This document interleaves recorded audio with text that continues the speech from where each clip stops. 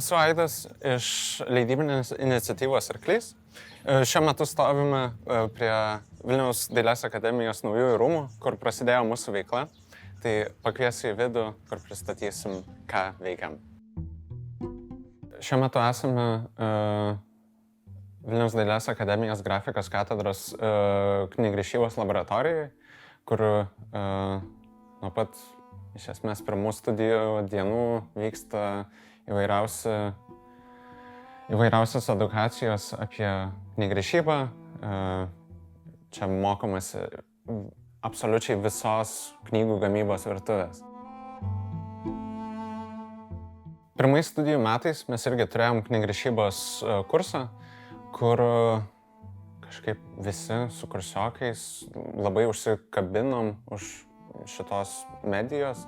Visiems pasirodė itin įdomu ir viskas labai paprastai išsivystė. Mes turėjom didžiulį kiekį knygų, didžiulį kiekį menininkų su labai skirtingais įgūdžiais ir nusprendėm, kad hei, gal būtų smagu kažką išleisti kartu. Tai tasai pirmasis mūsų leidinys, nuo ko viskas prasidėjo, tai buvo mūsų bendras poezijos zinas, kur surinkom draugų poeziją, surinkom žmonės iš kurso, kurie norėtų tą poeziją iliustruoti.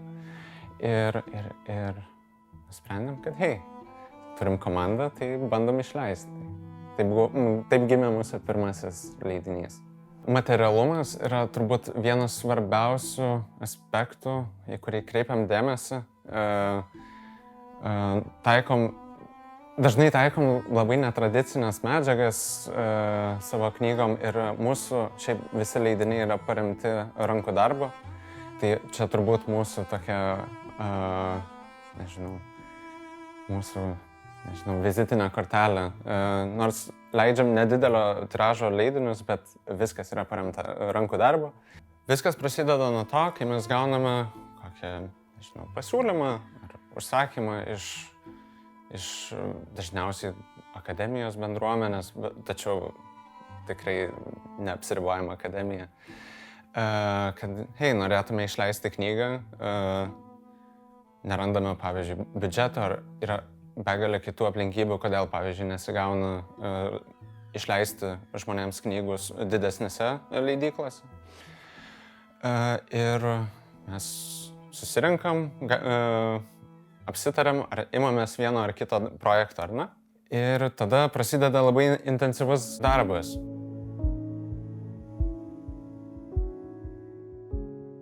Jeigu kalbame apie dizainą ir apie darbų išsiskirstimą, tai pas mūsų leidykla veikia itin horizontaliai, sakykime, kad mes neturim, pavyzdžiui, vieno dedikuoto dizainerio ar iliustratoriaus ar, knygų surinkėjo, surišėjo.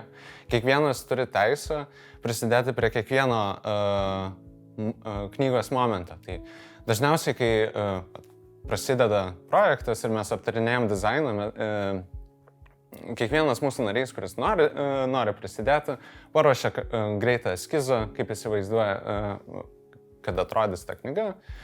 Ir tada susirinkę mes turim krūvas diskusijų, kurie pasirinkimai tinka, kurie ne. Ir tai yra itin smagu, nes mes pamatom tiek daug perspektyvų prie kiekvieno leidinio ir tada galime išsirinkti įvairiausius elementus iš kiekvieno eskizo ir tada gauname baigtą dizainą ir tada eina spaudos procesai, kuriame irgi visi dažniausiai dalyvauja ir tada knygos surinkimas, surišimas ir galiausiai finalas. Mūsų turbūt dažniausias pasirinkimas spaudai, tai už kurį mes širdingai dėkojam grafikos katedrai, kad tai mes naudojamės dažniausiai rizografą. Toks gan archaiškas, sakyčiau, procesas, jis yra gan lėtas ir dažnai, palyginus su skaitmeninė spauda, gal nėra toks detalus, ar nėra toks pigus ir prieinamas, tačiau jisai turi tam tikrą savo šarmą, kurį mes labai dažnai kuriuo pasinaudojam. Pats įrišimas, kai atsispausdinam tas knygas, viskas vyksta rankomis, tai dažniausiai būna toks gan intensyvus cechas, kur kiekvienas gauna ten po X skaičių knygų, kurias per tam tikrą laiką turi surišti. Tai jo, visiškai naudojamės tais įgūdžiais, kuriuos įgyjom pirmais studijų metais. Esam išleidę, regis 100 knygų tiražą. Čia turbūt vienas mūsų pirmųjų projektų rimtesnių su akademijos užsakymu. Tai buvo gan didelis iššūkis, bet gimė visai smagus leidinys. Tam tikri iššūkiai, darbas lėtėja, palyginus su tradicinė leidykla, tačiau tas rankų darbas, man atrodo, pasiūlo tam tikrą žavesio tiem leidiniam. Spektras yra labai platus. Mes turim ir poezijos, ir parodų leidinių, turim visiškai asmeninių projektų, kuriuos vykdo arklio nariai. Tai kažkieno kursiniai tampa, pavyzdžiui, kažkokiu leidiniu. Arklys nusprendžia, kad hei, visai smagu, išleiskim. Tasai asmeninis prisilietimas prie knygos ir ta galimybė pasiūlyti kažkokius, sakykime, netradicinius pasirinkimus, ten, pavyzdžiui, medžiagas, dizainą ir taip toliau. Man atrodo, tai yra labai svarbu, nes knyga tada tampa kažkokiu labai asmeniniu ir labai žmogišku objektu, o išlaiko tam tikrą savo, nežinau, kažkokią aurą. Tai visada seka nuostaba, kad, kaip suprasti, rankomis surišta knyga, čia ką, viso tai daro mašinas. Tai tas visą laiką būna smagu.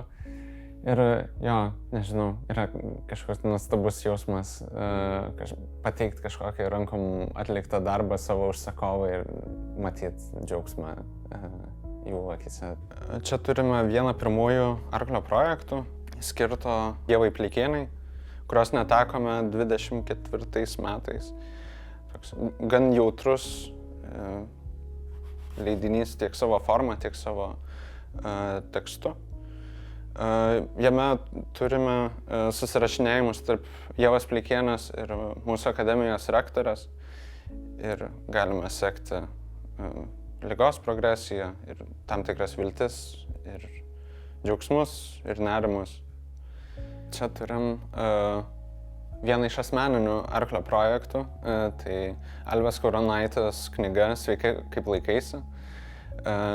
Šioje knygelėje yra patalpinti įvairiausi džiaugsmai, nerimai ir nežinau, gal toks stresas, bet to pačiu ir džiaugsmas. Pirmą kartą išsikrausčius iš tėvų namų. Tai čia yra patalpintos įvairiausios fotografijos siunčiamas tėvam, broliui. Tokia labai miela knygelė, kalbanti apie jauno žmogaus buitį. Atsilygindami akademijai už visą tai, ką mes gauname, mes vykstame į muges. Tai, man atrodo, 2 metus iš eilės dalyvaujam Vilniaus knygų mugėje. Turėjo įvairiausių edukacinių programų, pas mūsų kolegas, pavyzdžiui, pas Juodą šunį, labai mielą knyginėlę. Tai jo, esam dirbę ir ŠMC skaitykloje, kur irgi turėjom savo edukacinės programas. Tai iš ties yra labai smagu dalintis šitais knygų gamybos, nežinau, malonumais su kitais. Nesinori, kad ta mistika, kaip ta knyga gimsta, liktų už leidyklos durų. Norisi, kad kiekvienas suvoktų ir susipažintų, kaip ta knyga atsiranda.